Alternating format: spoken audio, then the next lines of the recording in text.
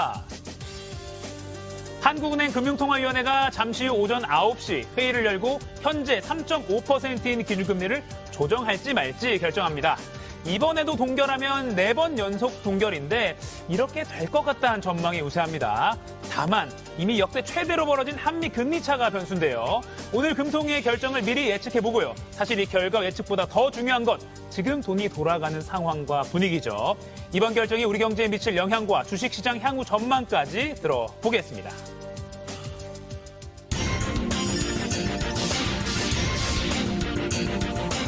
경제의 맥을 짚어주는 도사님, 정철진 경제평론가와 함께 오늘도 맥 한번 짚어보겠습니다. 안녕하세요. 네, 안녕하십니까.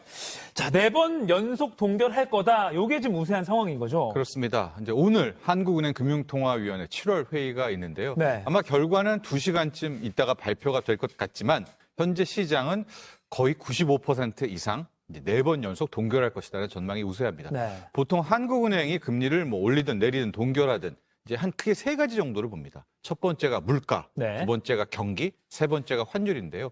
물가 같은 경우에는 실은 기저효과, 작년에 높아서 낮아 보이는 효과가 있다고 하더라도 네. 실은 지난 6월 물가가 2.7%까지 떨어졌잖아요. 두 번째 경기, 지금 안 좋습니다. 그렇기 때문에 무역 수지도 적자 나고 있고요. 네. 오히려 경제 성장률도 하향 조정하고 있고 이런 상황에서 금리를 올릴 수는 없겠죠. 예. 그리고 이제 세 번째 환율 역시도 최근에 달러 약세와 함께 이제 굉장히 많이 원달러 환율이 1280원대 오늘은 더 떨어질 수 있을 것 같은데 네. 이런 상황이라면 역시 한 번 더 동결을 이어갈 것이다. 이게 영화처럼 이렇게 장엄하게 자막이 올라가고 있는데. 지금 보니까 이건 경기가 안 좋다라는 거에 대한 이유가 나오고 있죠. 네. 예, 이런데 올릴 가능성은 이제 낮아 보인다라는 이제 그런 이야기가 나오고 있는 거죠. 예, 그렇군요. 다시 반복되고 있습니다. 수출 부진부터. 네. 네. 근데 이달 말에는 이제 그 미국 FOMC죠. 우리나라 따지면 네. 한국은행 금통위 기준금리를 또 역시나 이제 조정할지 말지를 결정하게 될 텐데 그 연준이 금리를 이제 결정할 때 중요하게 보는 것 중에 하나 그 지표가 어젯밤이죠. 어젯밤에 네. 나왔죠. 그 소비자 물가 지수. 네. 그렇습니다. CPI. 예. 요거 어떻게 됐습니까? 금리 결정. 우리는 오늘 있지만요. 미국은 다 다음 주, 이제 25, 26, 다 다음 주 목요일쯤에 이제 반영이 될 것 같은데 네. 국내 증시에 미국도 마찬가지로 금리를 올릴지 동결할지의 중요한 지표가 역시 물가와 경기겠죠. 예. 특히 물가가 중요한데 어젯밤에 미국의 6월 소비자 물가 상승률이 발표가 됐었습니다. 자, 그런데 결과가 상당히 좋았습니다. 그래서 물가 서프라이즈 이런 표현도 쓰던데 실은 작년 6월이 9.1%로 굉장히 높았죠. 그거 대비해서 좀 떨어진 것도 있지만 3%까지 떨어진다는 것은 상당히 체감적으로 크게 떨어졌다라는 명목 수출이요. 네. 게다가 더 중요한 것은 에너지, 유가 많이 떨어져서 그렇잖아. 곡물, 먹거리, 곡물 가격 많이 떨어져서 그렇잖아. 이거 두 개를 뺀 물가, 우리가 근원 물가라고 하는데 네. 근원 물가도 예상치가 5%였는데 4.8. 근원 물가에도 앞자리가 4자를 보여주게 되면서 오늘 새벽에 주식시장도 크게 환호를 했고요. 네. 특히 이렇게 되니까 미국도 이제 한 번 정도 올리고 금리 인상 끝 아니야? 이런 시장 의견이 지배적이고요. 아마 어젯밤에 발표됐던 이 미국 물가 덕에 오늘 한국은행도 좀 마음이 편하죠. 이게 만약에 미국 물가가 높게 나왔으면 미국이 또 다다음 주에 어떤 변수가 있을지 모르지 않겠습니까? 그쵸. 그래서 오히려 이제 이 발표가 한국은행이 오늘 기준금리 동결 결정을 더 확실케 하는 그런 지표가 아니었나 또 이런 판단도 해봅니다. 늘 이제 금리 얘기할 때 한국과 미국의 기준금리 차이를 또 신경을 안 쓸 수가 없잖아요. 네. 근데 지금 이제 이미 역대 최대로 우리나라와 미국의 금리 차이가 벌어진 상황인데 만약에 기준금리를 미국이 막 인상한다면 이거 가정의 가정입니다만 네. 괜찮을까요? 그렇죠. 이제 한국과 미국의 네. 금리 차, 이거를 한미 기준, 기금리 차, 네. 혹은 미국이 더 높았을 땐 기준금리 역전, 이런 많이 표현을 쓰고 있는데 먼저 개괄적으로 말씀드리면 우리가 배웠던 또 과거에 있었던 시장 이론과 현재 상황은 좀 다르게 나타납니다. 일단 표를 좀 볼까요? 자, 지금 시장 예측이 다다음 주 이달 말에 미국은 무조건 0.25는 올린다. 네. 그리고 그 다음에 어떻게 할지 모른다라고 하니까 5.5라고 가정을 해보겠습니다. 네. 근데 오늘 우리는 지금 동결 전망이 우세하잖아요. 그럼 우리는 3.5.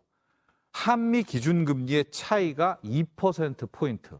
이건 한 번도 가보지 않은 길이고요. 네. 이 직전에 1.75도 실은 올해 처음 가본 길입니다. 그러면 네. 미국이 우리보다 기준금리가 더 높죠. 그러면 이제 이론상으로 또 과거에는 어떤 일이 있었냐라고 하면 돈이라는 것은 이자 한 푼도 주는 곳으로 가기 마련 아니겠습니까? 네.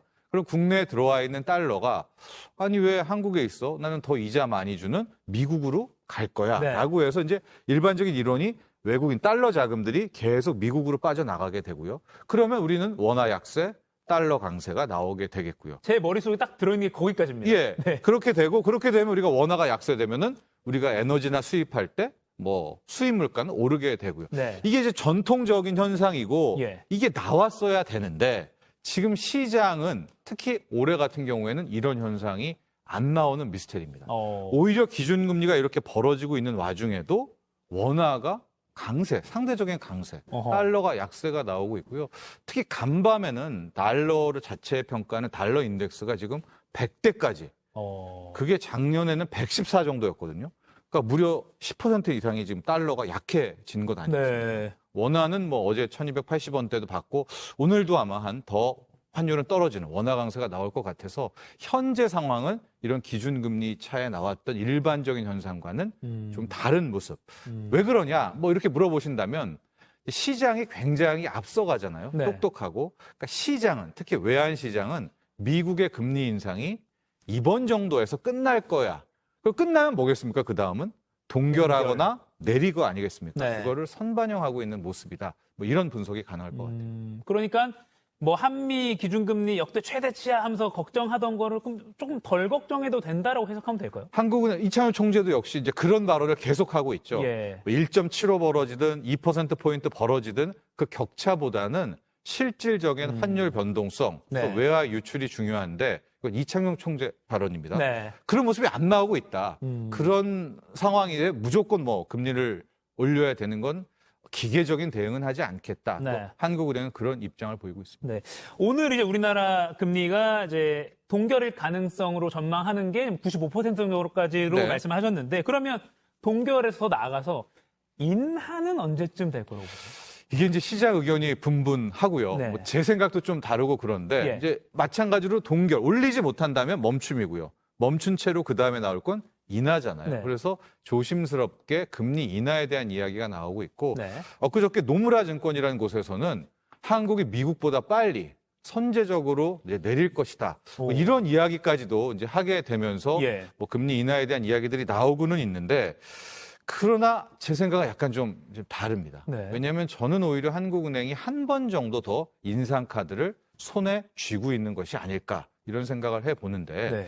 먼저 가장 중요한 것은 지금 떨어지고 있는 물가의 가장 큰 이유는 뭐냐.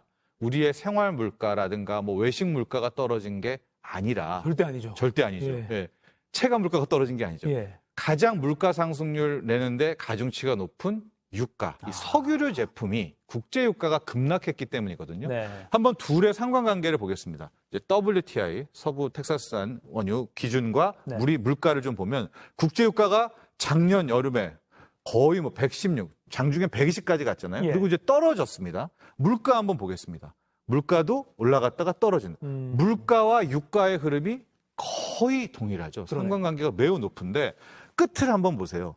물가는 떨어진 것처럼 보지만 지금 유가가 다시 꿈틀대는 모습을 보이고 있고 맨 끝에 그러네요. 예, 네. 지금 또 우리가 바라는 것이 중국의 경기 부양이잖아요.